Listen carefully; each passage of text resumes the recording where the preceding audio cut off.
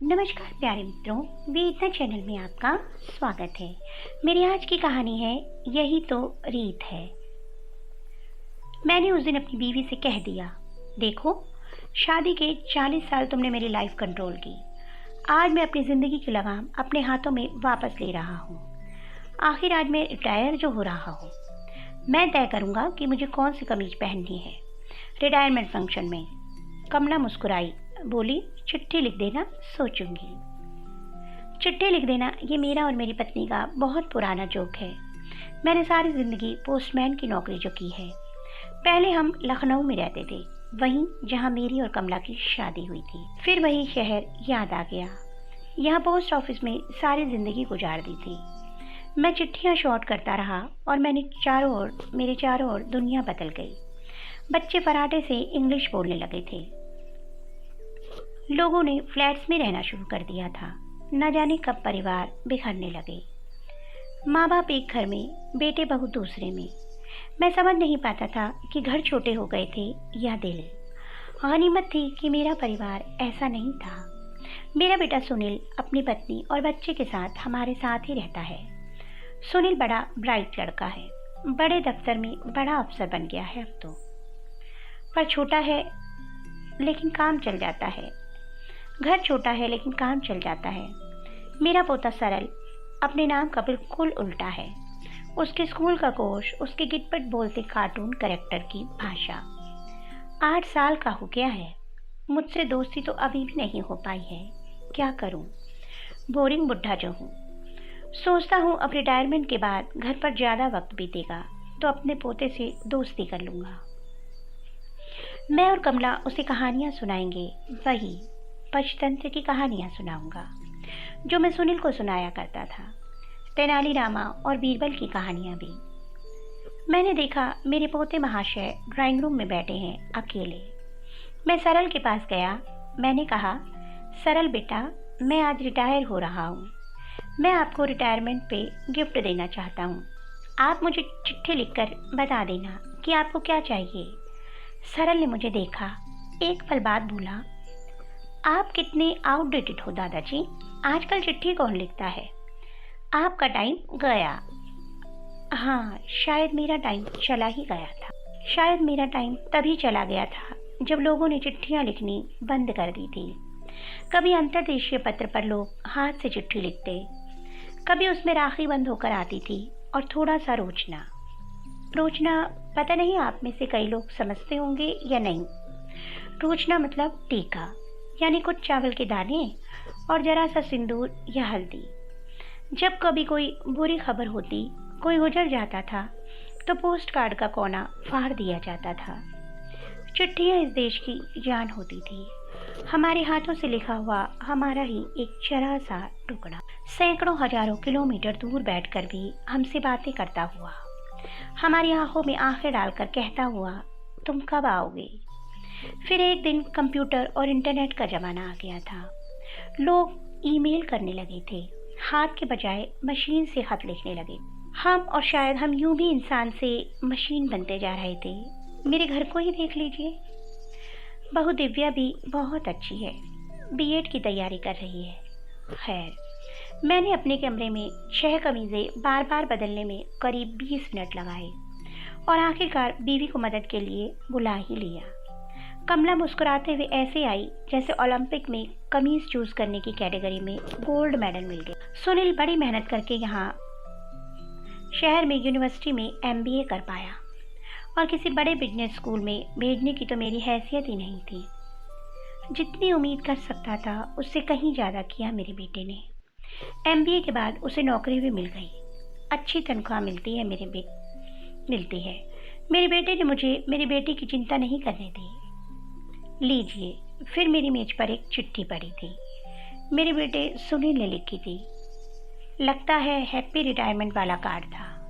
उसने तो लिखा था कि वो घर छोड़कर अलग रहना चाहता है। रिटायरमेंट के फंक्शन में जाने के लिए अपनी बीवी के हाथों की चुनी हुई कमीज पहने वो चिट्ठी पकड़े मैं कमरे में खड़ा था और मेरे हाथ कांप रहे थे। सुनील ने अपने हाथ से एक सफ़ेद सादे पन्ने पर मुझे चिट्ठी लिखी थी। उसकी लिखाई तब से बस थोड़ा ही खराब हुई थी। जब से स्कूल दिनों में उसके साथ बैठकर ब्राउन पेपर की कॉपी पर उसे सुनील लिखना सिखाता था। उसने लिखा, पिताजी, कई महीनों से सोच रहा हूँ कि मैं ये बात आपसे कहूँ, लेकिन कहूँ तो कैसे, हिम्मत नहीं जुटा पा रहा था। दिव्या का बीएड एग्ज़ाम में सिलेक्शन हो गया है। आज ही चिट्ठी आई। अब ट्रेनिंग के लिए जाया करेगी और फिर नौकरी करेगी कहीं। सरल के लिए घर पर कोई फुल टाइम मेड रखनी होगी। वैसे भी अब वो बड़ा हो गया है और उसे अपने कमरे की ज़रूरत है जिसे वो अपने हिसाब से बना सके। घर में इस सब के लिए जगह थोड़ी कम पड़ जाएगी। इसीलिए मैं सोच रहा हूँ किसी नए किराए के मकान में शिफ्ट हो जाऊँ। उम्मीद है आप मेरी बात समझ जाएंगे। बचपन से आज तक इसी घर में बड़ा हुआ। बड़ी खूबसूरत यादें हैं यहाँ की, पर अब लगता है प्रैक्टिकल होकर सोचना होगा। आप लोगों की सेवा के लिए मैं एक पूरे समय का नौकर रख दूँगा और मकान पास में ही ढूंढूंगा ताकि हर दूसरे तीसरे दिन मिलना होता रहे। आमने सामने तो मैं ये बात कभी नहीं कह पाता। पता नहीं चिट्ठी में भी अपनी बात ठीक से रख पाया कि नहीं। मैं ये इसलिए कह रहा हूँ क्योंकि बढ़ते हुए बच्चों को ज़्यादा खुली जगह की ज़रूरत होती है। मुझे और दिव्या को भी कुछ प्राइवेसी मिल जाएगी और आप लोगों को भी। अपने रिटायरमेंट के बाद कम से कम आराम से एक 2 बेडरूम अपार्टमेंट में रहने को मिल जाएगा, बजाय सिर्फ एक कमरे में। मैं झटके से कुर्सी पर उठ बैठ गया। सामने छोटी प्लेट हटाकर स्टील के जग से पानी पिया। कमला कमरे के अंदर आई, बोली, देर क्यों कर रहे हो, जाते क्यों नहीं? मैंने कहा, जा तो सुनील रहा है, तुम्हारा बेटा घर छोड़ कर जा रहा है। 40 मिनट बाद मैं अपने पोस्ट ऑफिस में अपने फेयरवेल फंक्शन में बैठा था। एक छोटे से स्टेज पर एक सफ़ेद मेज पोस्ट के ऊपर गेंदे की माला जो अभी अभी मुझे पहनाई गई थी, पानी की एक बोतल और कुछ तोहफे रखे थे और एक सर्टिफिकेट रखा था जो मुझे अभी मिलने वाला था। शहर सर्कल के जनरल मैनेजर हम सब के बाद सक्सेना साहब का भाषण चल रहा था, लेकिन मैं अपने ही ख्यालों में गुम सामने बैठे 50-60 कलीग को देख रहा था। असल में मेरी आंखों के सामने कोई और ही चेहरे, लम्हे, मौसम, दिन घूम रहे थे। वो रात जब सुनील पैदा हुआ था। याद है मुझे शहर के सिविल अस्पताल में जब घर की कोई भी महिलाएं नहीं आ पाई थी और मैं ऑपरेशन थिएटर के बाहर बैठा समझ ही नहीं पा रहा था कि बच्चे के आने की तैयारी के लिए क्या करना होता है। जल्दी जल्दी छोटे छोटे ऊन के मोजे, एक छोटा कंबल, दूध की बोतल और छोटी छोटी फ्रॉकें, कमला के लिए गर्म पानी। तब मुझे बेटी का इंतजार था। कमला बेटा चाहती थी। जिंदगी में हमेशा उसी की तो चली है। सुनील के लिए हमेशा अपनी हैसियत से ज़्यादा किया। खुद 5 किलोमीटर पैदल जाता था, पर बेटे को साइकिल दिलाई। उसकी यूनिवर्सिटी के कोर्स के लिए फिक्स डिपॉजिट जोड़ा। फुटबॉल टूर्नामेंट के लिए जब उसे नए महंगे जूते मांगे तो कभी दोबारा सवाल ही नहीं किया। पोता हुआ तो एक और फिक्स डिपॉजिट तोड़ा और उसके नाम कर दिया। फेयरवेल में भाषण चलते जा रहे थे, लेकिन मुझे तो कोई और ही आवाज़ें सुनाई पड़ रही थी। एलटीसी पर मसूरी गए मेरे परिवार की टूरिस्ट गेस्ट हाउस में गूंजती हंसी, रामलीला में सुग्रीव बने मेरे बेटे का धम से स्टेज पर पैर मारना और मेरा ये सोचना कि कहीं उसके पैर में मोच तो नहीं आ गई। रामदत्त जी, रामदत्त जी, मुझे मेरे बगल में बैठे अहमद सर की आवाज़ ने यादों की नींद से उठा दिया। मेरा नाम पुकारा जा चुका था और अब हम सबके चहेते रामदत्त जी से आग्रह करूंगा कि वो खुद भी आकर 2 शब्द कहें। गेंदे के फूल की माला, तोहफे, सर्टिफिकेट सब लेकर ऑटो से घर पहुंचा तो कमला घर पर अकेली थी। खिड़की पर बैठी थी, रो चुकी थी। मैंने उसके कंधे पर हाथ रखा और कहा, मैंने कहा था ना कमला, बेटी होनी चाहिए। बेटी विदा करना तो सौभाग्य से माता पिता के नसीब होता है। बेटा विदा करना तो हमने सीखा ही नहीं। चाहे जितनी शेखी बगारें, आदमी असल में अंदर से निहायत ही कमज़ोर होते हैं। औरतें मजबूत होती हैं।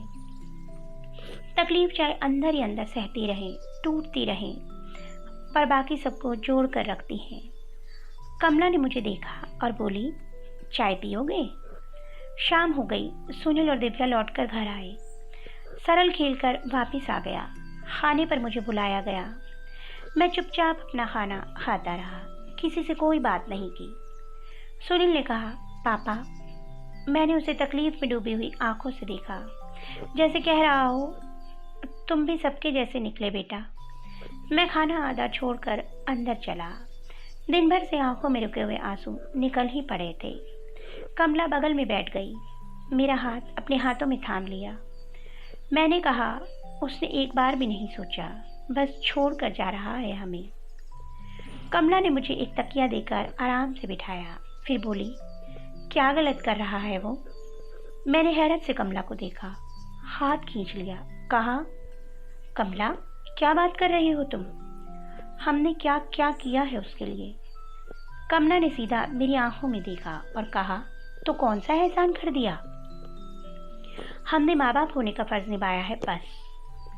जो हमने अपने बेटे के लिए किया वो हमारे माँ बाप ने हमारे लिए किया था, और वही हमारा बेटा अपने बेटे के लिए करेगा। यही तो रीत है।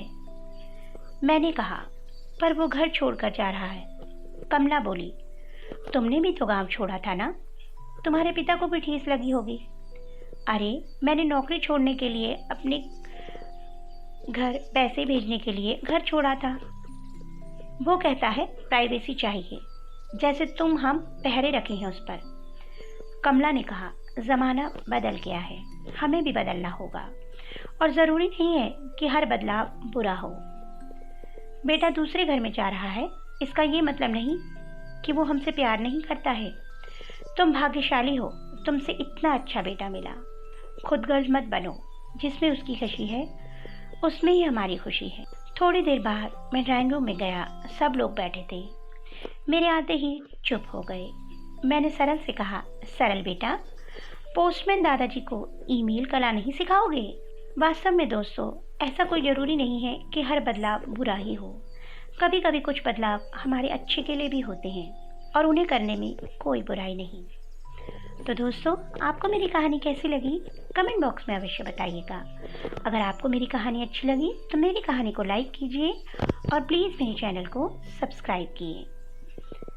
फिर एक अच्छी कहानी के साथ मिलूंगी, तब तक के लिए बाय बाय।